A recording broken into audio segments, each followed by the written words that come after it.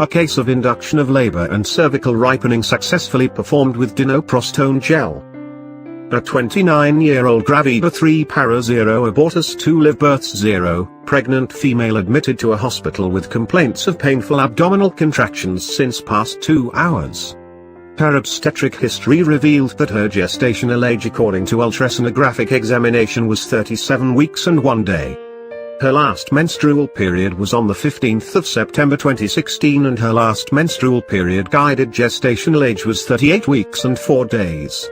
She developed gestational diabetes mellitus during the course of her current pregnancy.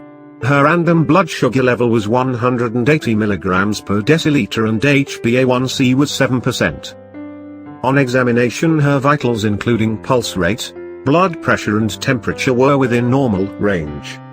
Local abdominal examination reported cephalic presentation of the baby and cardiotachograph was non-reactive which showed less than 2 accelerations in 20 minutes.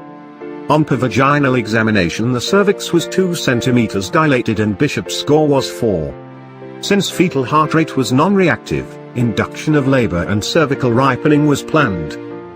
For labor induction oxytocin 0.5 ml unit per minute IV infusion per hour was initiated.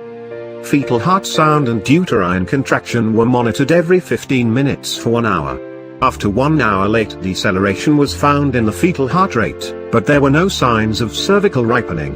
Dinoprostone gel was then added to the regimen at a dose of 0.5 mg. The gel was administered into the cervical canal below the level of internal orifice of the uterus with the help of a catheter. During the procedure she was asked to stay in recumbent position for 60 minutes. Fetal heart sound and uterine contractions were monitored for 6 hours. After 6 hours of dinoprostone application the patient was shifted to antenatal ward where fetal heart rate and uterine contraction was monitored and Bishop's score was determined.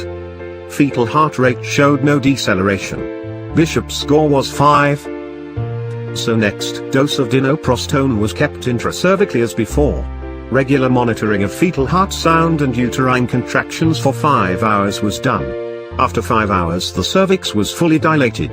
Dinoprostone a prostaglandin agent stimulates myometrial contractions and cervical softening. The patient had normal delivery of a healthy baby.